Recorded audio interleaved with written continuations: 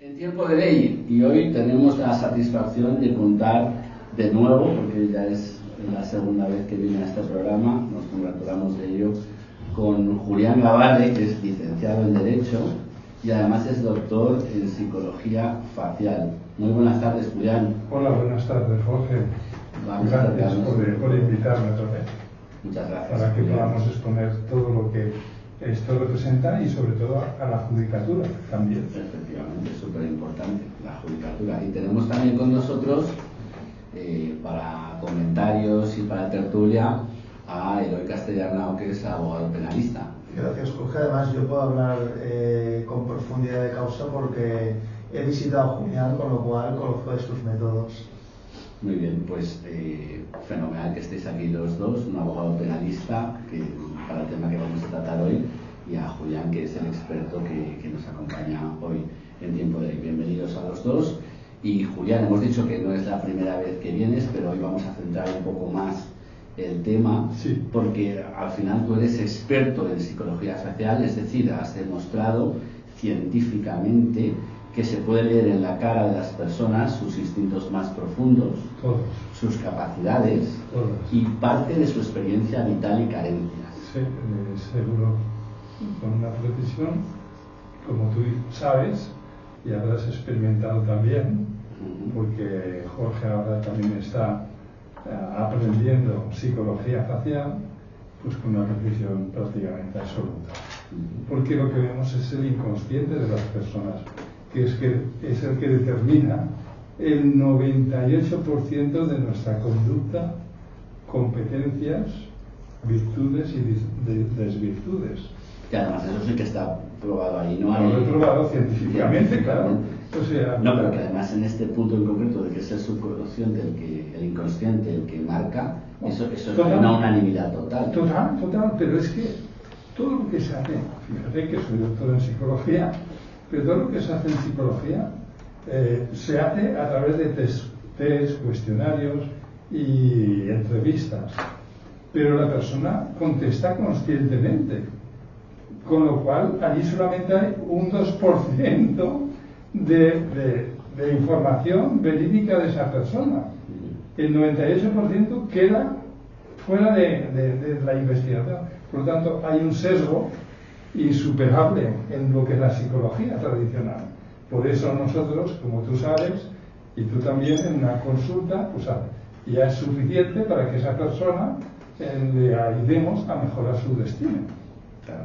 Incluso nosotros mismos no somos conscientes de es que no somos conscientes. Siempre, a lo largo de la vida, las acciones y decisiones que tomamos son repetitivas.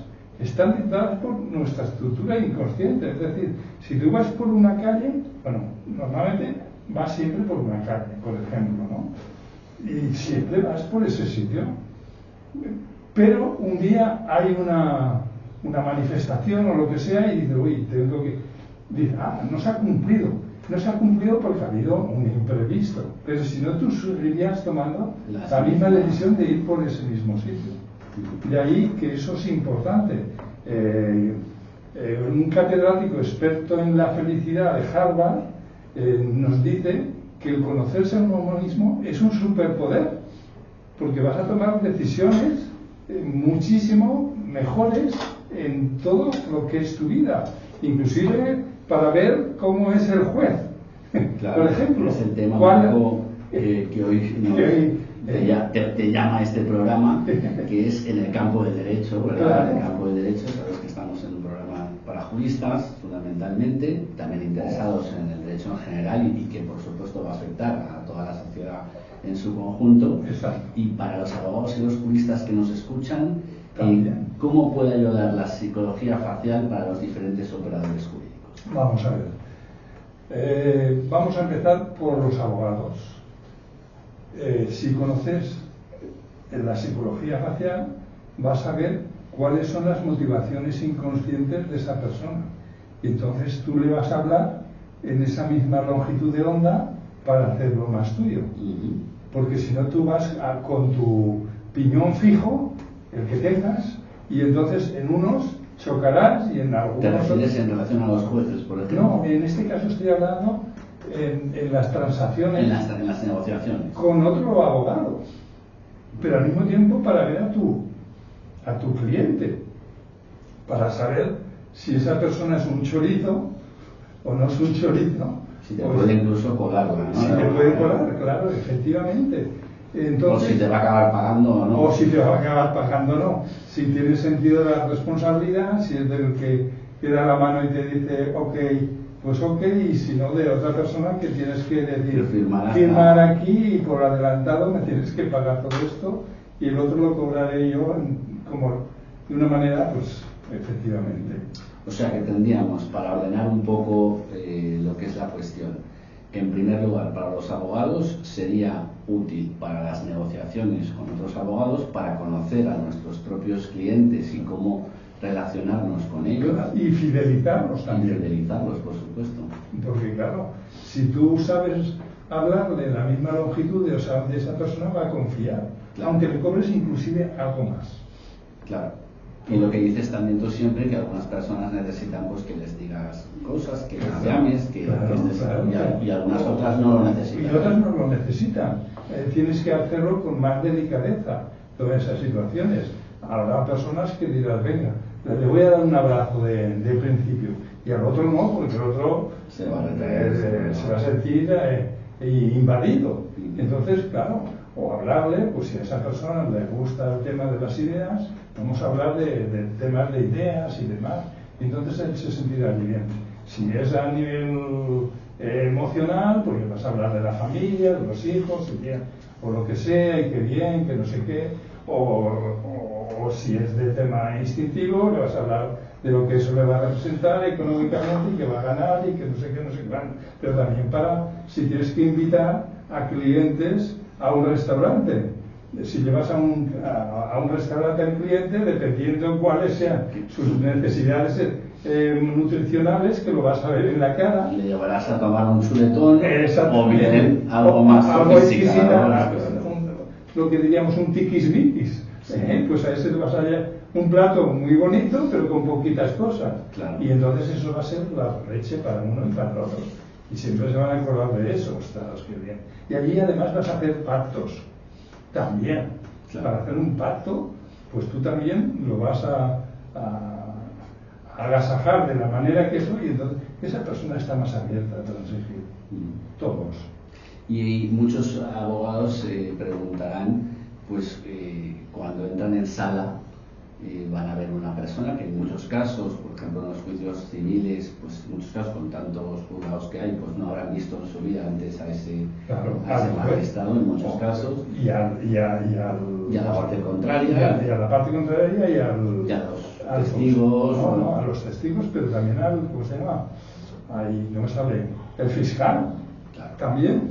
Yo recuerdo, no sé si lo conté la otra vez, que por un problema de unas fotografías que se las querían quedar donde las llevé a revelar, hace años te estoy hablando porque ahora ya prácticamente eso ya no se hace, y entonces no me habían hecho nada y dije, bueno, pues dame los negativos. Y la chica cogió así, dijo, de ninguna manera.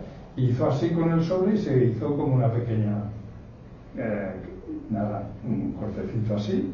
Ella misma, estábamos un lado, ella estaba detrás del mostrador y en el otro lado. Y entonces yo dije que los quería y llamamos a la policía, vinieron allí y ella denunció también, yo también, claro. Entonces fuimos a juicio. Claro, el magistrado que le vi con unas carrilleras de manera importantes y unos ojos altones, la chica era bonita y vino con unas falditas cortitas y le veía que a ese hombre le estaba mirando la chica y le saltaban los ojos. No, y el fiscal que decía, oiga, que no sé qué, no le hacía ni caso al canal.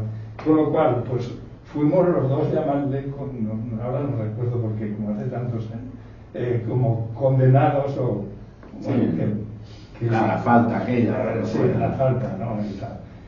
Pues eso, si hubiera sido una persona, pues le estaba influenciando a ese hombre, a ese juez, esa situación de que ese hombre se la estaba beneficiando Ya. mentalmente.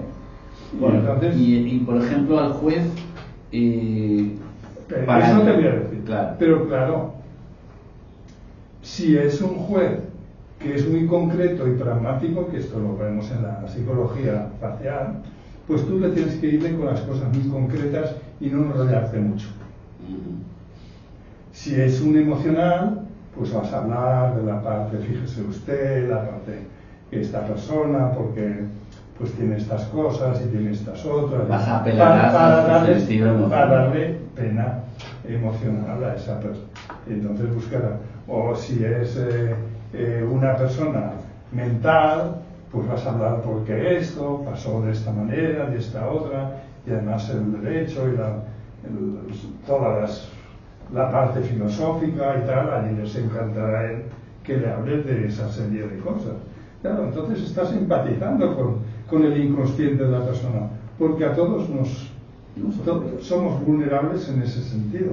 En sí, la selección de personal que hago yo, antes la hacía pues a través de entrevistas, y en las entrevistas, pues claro, yo soy también emocional, y cuando me decían cosas que entraban en mi inconsciente, pues era más permisivo, claro, y me la colaban. En cambio ahora, después de 40 años, después de 40 años, pues solamente les hacen 4 fotografías, ellos los entrevistan, las empresas, y entonces me las mandan en una intranet, las 4 fotografías, una carta de aceptación del proceso, y allí una precisión absoluta.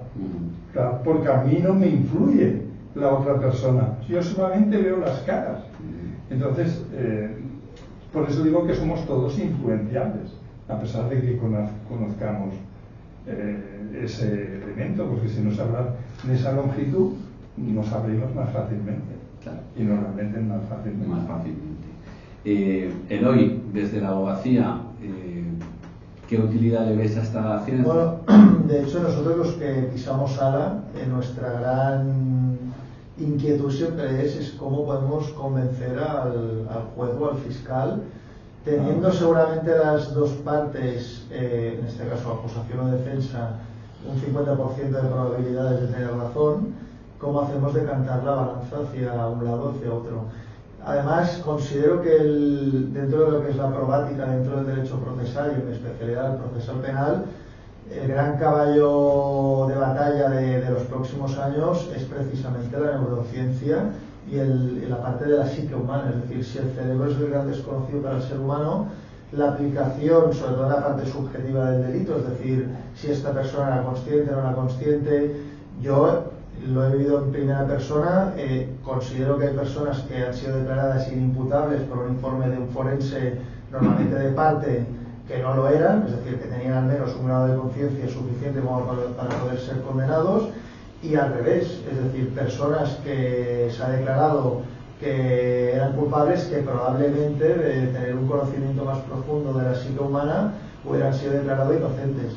Entonces, España siempre tenemos el problema que partimos a nivel de probática de años atrás de otros sistemas procesales, es decir, en Estados Unidos, en Inglaterra, hay un avance a nivel científico en cuanto a las pruebas que tienen validez en un tribunal que en España no tenemos, y siempre vamos a remolque de los avances científicos que se producen en el resto del mundo. Aquí, en la ley de enjuiciamiento criminal es de 1888, si no recuerdo mal, se han ido añadiendo cuestiones como el ADN o como las huellas dactilares, pero claro, al final, por ejemplo, todo lo que es relacionado con la psique humana, nos basamos en informes, en el mejor de los casos, del forense del juzgado, que bueno, pues yo no digo que sea una persona que no tenga la cualificación, pero desde luego el que sí que seguro que no tiene la cualificación para entenderlo es la persona que va a juzgar. Es decir, los jueces, igual que los fiscales, necesitarían también los cursos, no sé si de Julián o de quien sea, pero de detección de este tipo de cuestiones que al final, bueno, pues es verdad que por el sistema procesal que tenemos y por la dinámica del día a día y porque, bueno, no tenemos tiempo y todo, nos llevan a aceptar a veces dictámenes cuyo rigor científico es cuestionable. Pero desde luego el poder que puede tener que tú entres en una sala e identifiques si el fiscal es de una forma u de otra a la hora de poder negociar previo a la celebración del juicio o incluso durante el juicio. Es verdad que los penalistas se nos exige muchas veces mucha capacidad de intuición y de respuesta rápida, porque un juicio ha empezado de una forma, cambia el testigo que tú tenías preparado de una forma, declara otra cosa, tienes que cambiar toda la estructura del juicio que tú tenías preparado, y la herramienta de poder determinar incluso previo a la celebración del juicio por dónde van a ir los tiros, pues entiendo que sería fundamental. Incluso aportar un peritaje en ese sentido, ¿no? Sí, mira, en el libro, tú que ya te lo has leído, pues aporto un caso de una persona que ha estado 13 años en la cárcel, condenado por la Margarita, ¿cómo se llama la que es ahora ministra? Sí, Margarita Robles. Lo condenó por violación, porque pusieron una rueda de reconocimiento, y esa rueda de reconocimiento, ¿cómo sería? Que imputaron a una persona. Y yo, cuando vi a aquella persona en aquel momento, dije, esto es una barbaridad, porque esa persona, para hacer el amor, como tú sabes, tenía que hacerlo con sentimiento. Ese hombre no puede hacer un acto de violación por su morfología. Y claro, luego después, pues han ido mirando y se encontró a la persona, que esa persona sí que tenía una morfología de violador. Y entonces, pues efectivamente ese hombre se ha pasado 13 años y ahora ya con la edad que tiene, pues ya mayor, y se le hizo un desastre. Quiere decir que si de alguna manera se reconocieran los juzgados esos informes de... Sobre todo de decir de probabilidad. De probabilidad. O sea, 100% no podemos en ese caso, porque puede haber otra persona muy parecida a ella, que entonces sí, que pudiera... Porque yo puedo decir que esa persona puede hacer ese delito, pero no que lo ha hecho. De allí que, como ya también sabéis, el jefe de la policía científica me puso las fotografías de 10 delincuentes para ver si sabía diagnosticar qué tipo de delitos habían cometido, y no me equivoqué en ninguno, porque vemos la tendencia natural de la persona a cometer qué tipo de delitos. Entonces, claro, eso es impresionante. Yo creo que al final es un lastre que tenemos en nuestro sistema procesal de darle carta científica a nuevos métodos de investigación. Entonces, todo lo que la investigación, vuelvo a repetir, se basa en lo que te he dicho antes. No, si yo no lo discuto. Digo entonces quiere decir que hay un sesgo. Bueno, pero en la práctica forense cuesta mucho introducir, digamos, nuevos ámbitos de la ciencia. Sí, totalmente. En ese aspecto es así. No solamente de la práctica forense, si esto se hace oficial, un día elegiremos a los mandatarios, a los gobernantes, elegiríamos y diríamos, confiar en este y en este otro, porque esto sería un gran avance para nuestro país. Para todo el mundo, porque haríamos un mundo más justo y sobre todo también más feliz, porque también orientaríamos a estos chicos delincuentes, bueno, a los chicos y a la gente mayor, pero a los ya más jóvenes, que ya los vemos que son capaces de delinquir. Estas personas normalmente tienen unos aspectos creativos muy interesantes, y si en ese momento se identificaran, los dirigiríamos a mejor destino a esos niños, porque les diríamos que tienen que ser lo que tenían que ser, artistas de un tipo, de otro, de cada uno de una cosa, con lo cual no delinquirían. Y luego, pues los que tenemos que allí en el gobierno con unas frentes y unas mandíbulas grandes como estos dos que han tenido el PSOE, pues allí aquello a comer, o el Bárcenas aquello también, a tirar de los horarios públicos. Bueno, pues efectivamente ya estamos encontrando muchos enfoques y muchas funcionalidades y las practicidades de muchos temas, como es el caso de negociación entre los abogados, claro, de cómo dirigirse en un caso a su señoría, a un juez, claro, incluso la valoración de testigos y de las partes, claro, en medio del juicio, ¿no? Claro, a ese testigo, si lo ve, pues también vas a poderle preguntar de una manera o de otra. Es que es un conocimiento transversal, claro, entre lo que serían las personas. En países como Estados Unidos o Inglaterra, yo que me he intentado formar y prácticamente todo lo que está escrito está en inglés sobre el interrogatorio de los testigos. En España no hay una tradición, ni siquiera se estudia en las facultades el cómo interrogar o cómo entrarle desde un punto de vista psicológico ni a los testigos, ni al juez, ni al fiscal. Pues sí. Esto es verdad que daría un abanico de posibilidades a los abogados, bueno, que entras en un escenario en el que a día de hoy, chascarrillo típico de abogados de pisar sala. ¿Quién está? Me invento, en el penal número, sí, da igual, 35 que no existe de Barcelona. Ostras, pues este juez o esta jueza es de tal manera, hoy tiene un buen día, hoy no sé qué. Claro, cuestiones que al final evocan a un tema científico, es decir, cómo está esta persona o cómo es esta persona ese día, sería una forma de ponerle un nombre científico a algo que ya intentamos de una manera intuitiva hacer en el día a día. Pero también para escoger a los jueces. Porque sí, pero ya vas mucho más allá de... No, pues es que es a todo. Sí. Nosotros vemos qué jueces tienen el sentido de la equidad y quién son unos chorizos. Eso entra dentro de un bloque que vamos también a comentar, que sería el cómo influiría en toda la sociedad y en toda la estructura social y de la administración este tema, ¿no? Pero hay un tema interesante, que es que al juez a día de hoy no se puede elegir, es decir, te toca quien te toca, pero sin embargo en el jurado sí que se pueden desestimar a uno de los miembros del jurado. Ahí sería importante el tema ¿no? de la psicología social para los abogados, que es el hecho de poder decir el jurado lo desestimo o no. Ahí nos lo podrá explicar mejor el abogado penalista. Y de hecho, insisto, en otros países, dentro de los equipos, por ejemplo, de un despacho de abogados penalistas, siempre está el investigador privado.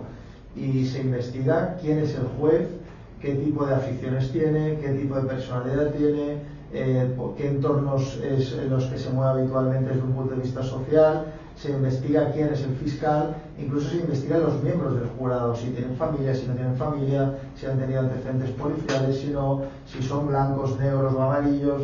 Es decir, hay todo un estudio al final, claro, tú lo reduces de una forma muy pragmática, que solo simplemente visualizando la cara de una persona.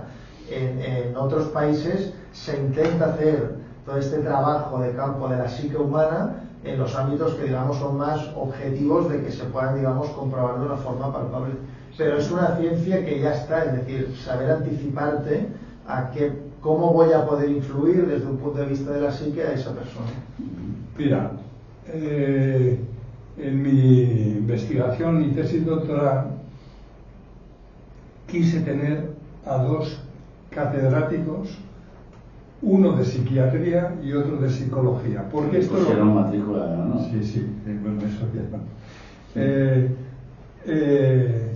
Y entonces dije de psiquiatría y de psicología porque esto lo funde todo. O sea, la psicología facial lo funde todo. Lo funde todo, exactamente. Entonces el de psiquiatría, Antonio Bulbena, dijo, una vez que vio la tesis y ya después del tribunal, dijo, es que tú estás años luz de todos nosotros, porque tú estás en la síntesis y todo lo que hacemos nosotros es analítico y por lo tanto parcial. La persona interacciona con los 5 sentidos y solamente investigamos sobre la percepción, sobre el gusto, sobre el tacto.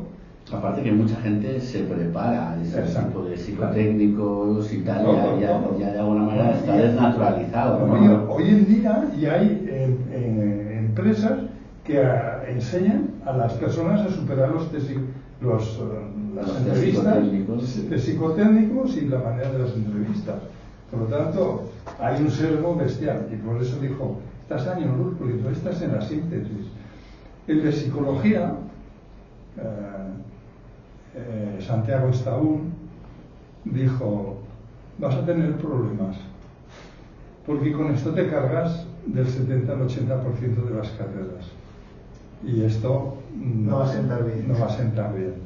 Mañana tengo una reunión con una universidad, vamos a ver si al final entrarán. No es fácil, porque incluso, claro, los psicólogos no saben nada de esto y todos los profesores demás no saben nada, por eso digo que vas a tener problemas. Aunque muchos de tus alumnos son psicólogos. Aunque muchos de mis alumnos son psicólogos.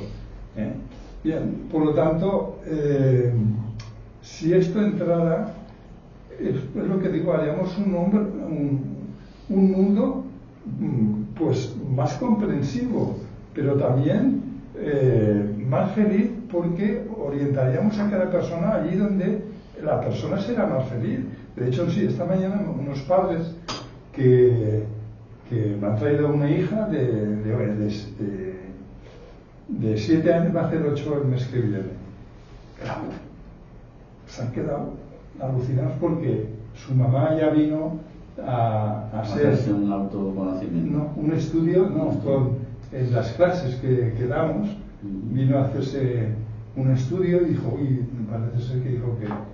Y yo no me acordaba ya de ella, porque con tantas personas, pues luego después el marido, porque han venido con los dos papás, dice, yo quiero hacerme también un estudio.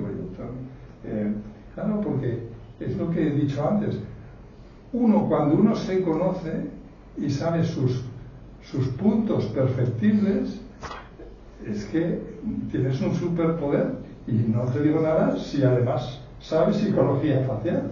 Lo que pasa es que esto, y no quiero desviar el tema, pero claro, casi entronca con la vieja discusión entre el determinismo y el determinismo filosófico. Sí, pero mira, la estructura hace la función, y hemos dicho que es el inconsciente, y esto está probado en un 98% de que funciona el inconsciente. Tú tienes un inconsciente. Es verdad que si tú, pues luego después no te cuidas mucho, te va a cambiar también tu inconsciente. Por ejemplo, hace pocos días ponías el caso de Hugo Chávez, que tenía una morfología pues algo idealista, de sentimientos idealistas y demás, y luego le cambió a una cara de que parecía un animalito. Y entonces, pues claro, también le cambió el comportamiento. Efectivamente, la estructura hace la función de cada uno. Si podemos mejorar la estructura, que la podemos mejorar, también va a cambiar parte de la función de cada uno. Habéis tocado también el tema de la inimputabilidad y de las eximentes, pero también incluso para las propias medidas cautelares, de si se deja a una persona, se la mantiene o no en prisión provisional, también sería importante analizar si esa persona escapará o se someterá, digamos, a la justicia. Lo más probable que hará, efectivamente. Y bueno, pues vemos las personas a veces que en el libro de psicología facial pues sale alguna pues de violadores compulsivos, pues que son enfermos, bueno, son psicópatas violadores, y claro, pues porque han nacido así, han venido al mundo así. Por eso digo que si esto se supiese, que mira, he hecho un papel, porque lo llevaré mañana donde voy a ir a la reunión, un alumno, profesor de enseñanza y al mismo tiempo psicólogo, que se interesó y vino a formarse. Dice, es que yo he cambiado a los niños, y una mamá me ha dicho, has cambiado a mi hijo y le has dado la vuelta como a la vuelta a un calcetín. Porque claro, como sabes cómo es el niño, es cómo lo vas a abordar y cómo lo vas a conseguir para ti. Entonces ya en la enseñanza, esto, como él dice, deberíamos formarnos, todos los educadores deberíamos formarnos. Yo a la mamá y al papá de esta niña que ha venido de 8 años, pues yo ya le he dicho qué es lo que tienen que hacer, y ella, como mentalmente es madura, lo ha entendido todo. Fíjate, a esa edad ya es madura, pero tenía unas carencias que le he dicho qué es lo que tenía que hacer, y seguro que le mejorará totalmente esa niña. Bueno, vamos a hacer un pequeño, no lo quiero llamar fuego porque estamos hablando de ciencia, pero sí, de alguna manera, para poner a nuestra audiencia en cómo sería para ti la morfología para diferentes estilos de abogados. Por ejemplo, para un abogado de sala, ¿qué morfología, muy a trazos generales, debería tener esa persona para ser un buen abogado de sala que necesita, pues, ante una cosa imprevista que surge, tener reflejos, etcétera, etcétera? ¿Quién sería y quién no sería morfológicamente un abogado de sala? Mírame a mí me describes. Perdona. Es que va a depender también del juez que tengamos. Claro. Lo que hemos dicho antes. Lo que hemos dicho antes. Los juicios, diríamos, laborales, más rápidos y concretos, pues personas con la frente más pequeñita, para que clac, no me vengas con historias. Con grandes disquisiciones. Exactamente.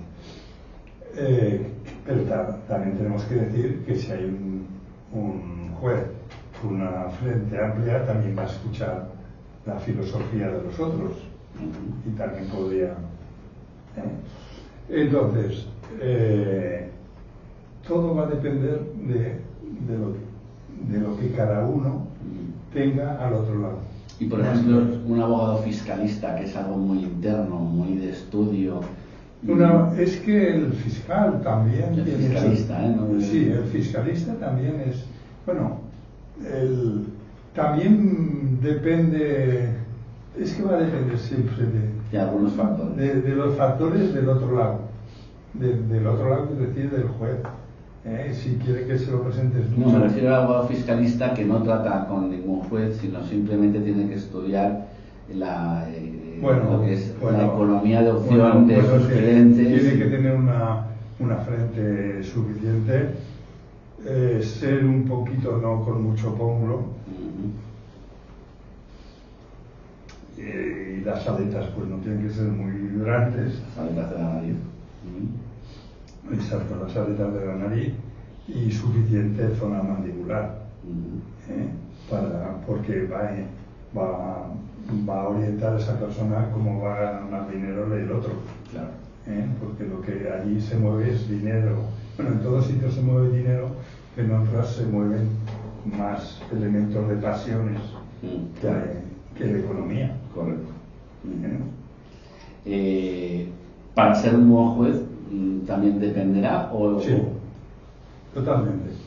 Para ser un buen juez hay que tener una frente suficiente quiere decir ni muy grande ni muy pequeña, con la frente ni muy inclinada ni muy vertical, ni muy curva, con un pequeño surco a mitad de la frente, y que haya no mucho pero suficiente pómulo, ni mucho ni poco, y mandíbula suficiente también, y sobre todo con la nariz recta.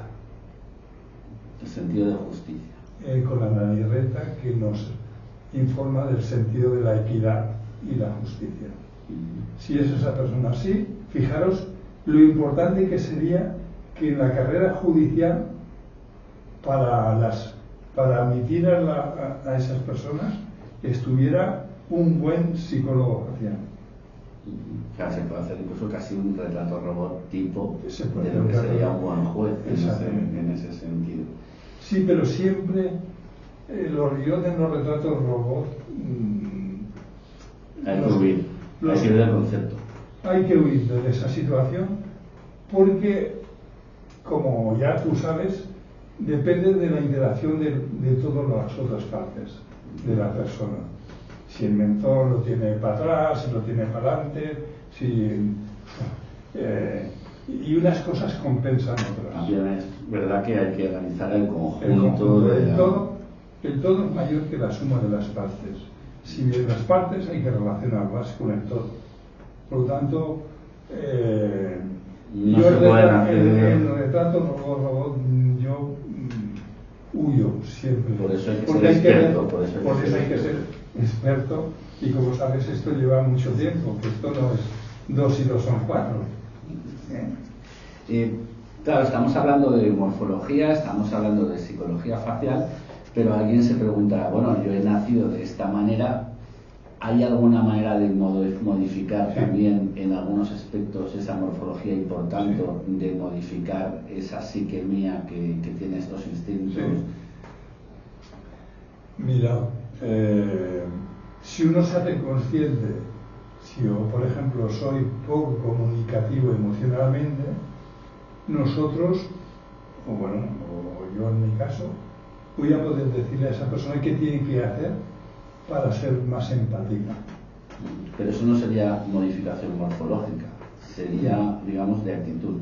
Sí, de actitud. Esa también es importante, lo hemos comentado. Es esencial. Es esencial. ¿Y morfológica también a veces? No, si tú te haces una operación, por ejemplo la nariz, la que es un poquito aguileña o lo que sea, y te retocas un poco, allí no va a influir.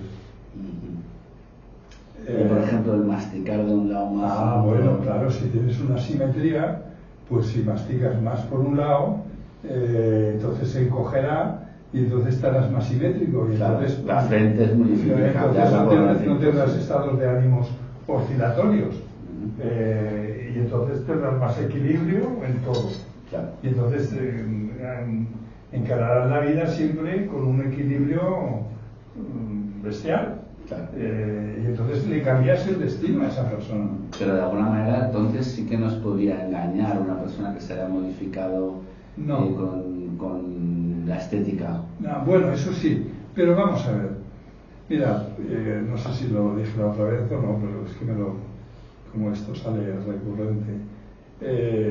La reina Leticia se ha modificado mucho de lo que tiene, pero su carácter no ha cambiado. Es el mismo. Es una impulsiva y la capacidad de planificación será muy limitada. El sentido del deber también será muy limitado. En fin. Muy bien, entonces has hablado del autoconocimiento. Entiendo que se pueden hacer unos estudios de autoconocimiento personales y estos nos llevarían a tener actitudes para frenar a veces unos instintos o incluso al revés, para empujarlos a tu favor de lo que quieres. Claro, yo lo que hablo es, si tú te haces consciente, estoy hablando, he dicho de la comunicación proempática, pues yo igual no soy muy empático, pero me hago consciente de eso y entonces voy a trabajar esas facetas. Recuerdo, creo que os he puesto en clase a alguna persona que tenía incluso depresiones recurrentes de 6 y 8 meses y 9 meses y venía a formarse. Y entonces esta chica se dio cuenta, como habló en las clases, de qué hay que hacer para superarse uno, pues empezó a hacer comunicación proempática con la auxiliar que tenía, porque ella era médico. Empezó también con las enfermeras y enfermeros, con los médicos también, y entonces allá también cambió la vida profesional. Le cambió porque primeramente fue más valorada, pero al mismo tiempo, como decía cosas agradables, allá también le decían cosas agradables, y como decían cosas agradables, pues un bajón, ¿cómo se supera? Con una excitación exterior, no interior. Entonces empezó a decir, incluso me decía, que sepas que decía cosas que incluso no las sentía, pero yo empecé a decir cosas agradables a la gente, que empezaron a decirle cosas agradables. Acabó, las depresiones se pasaron y como se vio tan fuerte, dijo, voy a hacer un máster en inmunología. Lo hizo y como la vida tan empática le dijeron si se quería quedar además de profesora en el máster. A los abogados nos va muy bien porque como siempre estamos de mal humor y estresados. Claro. Es necesario para nosotros. Claro, entonces si tú vas haciendo esas cosas, tú vas a caer bien a la gente y esa gente te va a ayudar también en promocionarte a ti mismo. Si no, eres tú solo frente a todo el mundo. Entonces, por eso digo que un estudio de autoconocimiento es importantísimo para la persona, para mejorar su destino. O imaginaros también en lo que son los juicios de divorcio y la decisión sobre la custodia, que a veces hay guerras campales en ese aspecto. La decisión a veces incluso de allí la guardia a uno, allí sí que sería bueno, de una pericial, ¿no? allí sí que yo recomendaría que se pudieran hacer periciales de psicología facial, porque de esa manera los niños no iban a sufrir lo que sufren posteriormente, porque entonces ibas a ser totalmente objetivo de quién cuidaría mejor a ese niño. Lo hemos tocado un poco, pero me gustaría hacer un poco en tu caso, de abogado del diablo, en el sentido de que si la psicología facial, como dices, y es como te dijo este catedrático cuando te dieron esta excelente nota de tu tesis, habla de que la psicología facial sería la síntesis, también podemos decir que entonces la psicología clínica o la psiquiatría aportan elementos complementarios a esta ciencia o no, nunca. No, esta es la fusión. Y todo, si el presidente del tribunal dijo, igual usted no lo verá, pero usted abre un nuevo paradigma en el conocimiento humano. Y seguro que cuando pasen muchos años, pues esto se integrará por fuerza. El secretario del tribunal, un profesor de metodología investigador, o sea, un metodólogo, investigador en ciencias de la salud, dijo, no he visto una tesis doctoral nunca y una investigación con tanta precisión. A usted hace 350 años lo hubieran quemado porque hubieran pensado que era brujo. Y yo brujo no me siento brujo. Lo único que a través del tiempo, de tanta practicidad, pues dije, de estas 1044 personas, estas contestarán de esta manera a las preguntas y estas. Y no me equivoqué ninguna. Pues por eso digo que este es un conocimiento que debería saberse todos los psicólogos, para ser psicólogos de verdad. Porque ahora lo que hay son licenciados en psicología, pero digo, ser psicólogo es otra cosa distinta. Claro. No tiene nada que ver. Bueno, hay que decir que Julián Gabarde es el mayor experto en España de psicología facial, pero que no es, que incluso Julián Gabarde estudió en Francia, porque esto es una ciencia que viene de más antiguo. Sí, vamos a ver. Yo dirigía un grupo de hospitales y entonces vino un día Louis Corman, un psiquiatra francés, que estudiaba la morfopsicología. Y entonces él, en ese momento que nos reunimos y tal, usted debería estudiar esto. Y yo en ese momento dirigía un grupo de hospitales, pero él me pidió la tarjeta y me mandó 3 libros. Y me los tradujo mi mujer. Y cuando los leía dije, esto es lo que yo quiero. Entonces me fui allí, empecé a tomar clases, pero encontré un profesor y un traductor o una traductora, porque no sabía francés, y luego encontramos a un profesor que hablaba español y me lo traje aquí a España y me venían los fines de semana a dar clase a mí. Y entonces pues dije, esto es una pasada, y lo ponía en práctica en los hospitales y los hice los más rentables del Estado español, seleccionando a la gente al puesto que tenía que ser cada uno. Pero no se había aprobado científicamente y aún siguen diciendo que esto es una pseudociencia y no sé qué, no sé cuánto, cuando una pseudociencia es la psicología de verdad. Y nosotros ya lo hemos probado ahora de una manera metodológica. Entonces, yo dije, esto tengo que probarlo científicamente. Y cuando plegué de los hospitales, dije, yo ahora lo voy a probar. Y me gasté mucho dinero porque había ganado dinero también. Y entonces pues dije, esto hay que probarlo científicamente. Y eso es lo que hice, y de allí que me siento un privilegiado en tener este conocimiento y a ver si lo podemos dar un impulso que entre en las universidades. De hecho, actualmente hay bastantes empresas importantes. Tú sabes alguna que vienen allí el director de recursos humanos y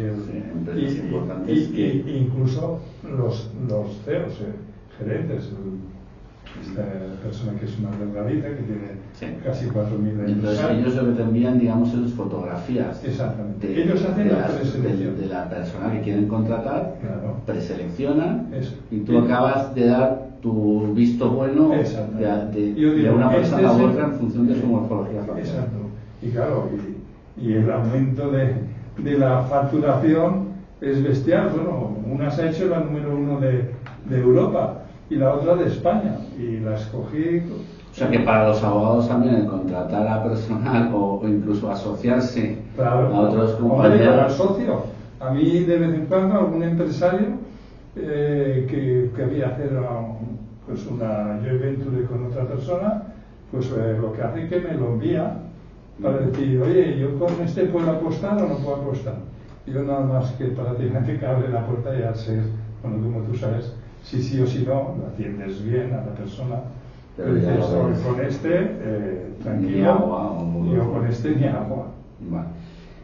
¿Tú cómo lo ves esto para elegir posibles socios futuros, Eloy, si los hubieras podido elegir en su momento? Bueno, yo nunca he tenido socios, pero es verdad que en el mundo de la abogacía, que además generalmente somos una carrera tradicionalmente de letras, a la hora de todo lo que es el management y toda la cuestión de recursos humanos, ya no solo de psicología facial, yo creo que no tenemos conocimientos de prácticamente nada.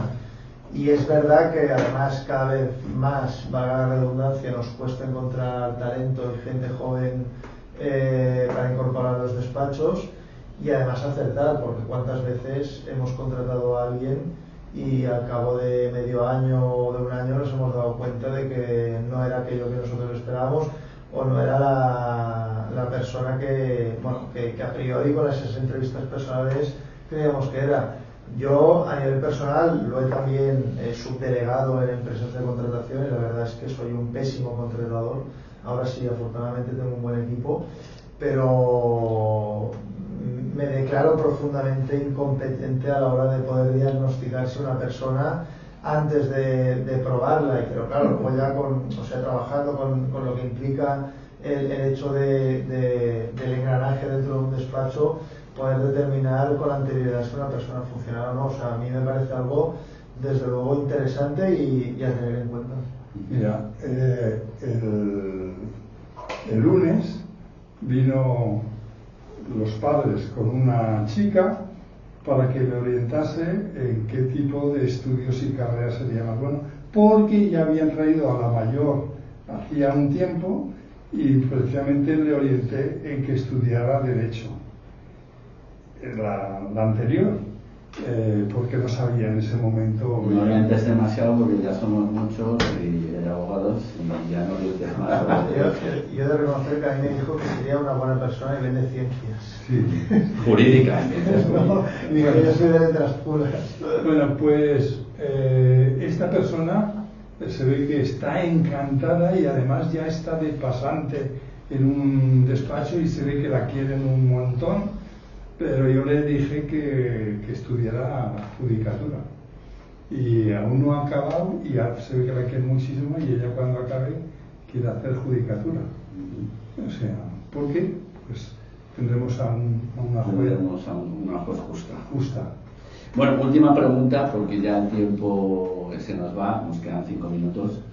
Y es una pregunta que está en boga, y a ti te consta, Julián, que ya incluso la actual inteligencia artificial, la que utilizaba prácticamente todo el mundo, está haciendo sus pinitos de meter una fotografía y te analiza a las personas. Todo esto, tú te has resistido mucho en traspasar tus conocimientos a la inteligencia artificial. Querría saber tus motivos y querría saber si, siendo de alguna manera haciendo un ejercicio de prospectiva, crees que realmente eso se va a poder parar, porque eso... No, la inteligencia no se va a poder parar, pero a mí un 11 de septiembre de hace igual 10 años o 12, ya no me acuerdo, vinieron dos representantes, uno de un banco suizo y otro de la multinacional de telecomunicaciones más importante europea, para ver si ellos habían estado intentando hacer un programa para saber cómo era cada persona en los bancos y en los sitios, para decir... Sí, los directivos. Los directivos, ¿no? Para saber, ver una persona y ponerle como una terminal, y entonces a esa persona hablarle de las cosas que esa persona le vas a convencer. Ya. Estaba mi hija Cristina de traductora, porque tengo muchas cosas buenas, pero otras muy malas, que no sé, el tema de los idiomas, soy un desastre, inclusive para el catalán, y llevo aquí toda la vida. Bueno, toda la vida no, pero casi toda la vida. Y entonces, al final estuvimos todo el día y dije que no. Te hicieron una oferta económica muy grande, que mis hijos... tus hijos y tus nietos ya no tendrías problemas. No, porque con esto se puede hacer mucho bien o mucho mal. Pero alguien lo va a hacer. El bien o el mal lo va a hacer. Bueno, es posible, pero lo harán más mal. Porque el tema es que lo que hace la inteligencia artificial son ecuaciones. Y la persona es más que números. O sea, es más complejo que escupir datos. Exactamente. Es decir, ya los exalumnos, que su hijo está dentro de la inteligencia artificial, trabajándola y no sé qué, pues le hizo un estudio a este alumno, y el alumno me lo envió a mí. Y le dije, tú no eres así, de esta manera y de esta otra. Dice, es verdad, no es así. Porque, bueno, pues hay algunas cosas sí, pero las... De hecho, se necesitan años para llegar a dominar esta ciencia, ¿no? La psicología facial es años.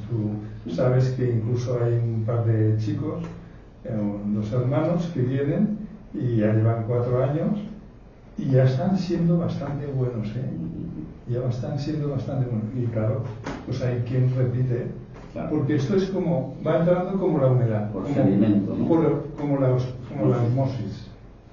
Cada vez va sabiendo más. Bueno, pues Julián, Eloy Castellano, muchísimas gracias por estar hoy en Tiempo de Ley.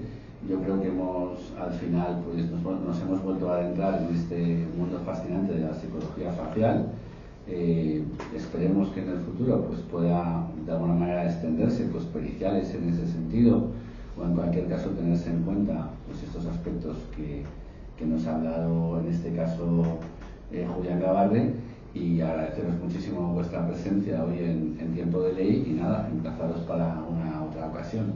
Gracias, Jorge, por haberme invitado, y pues por volver a verte a ti también, a Eloy, y que hacía tiempo que no nos habíamos visto, y ya casi ya no me acordaba. No pasa nada. Me han pasado tantas personas, pues que eso. Bien.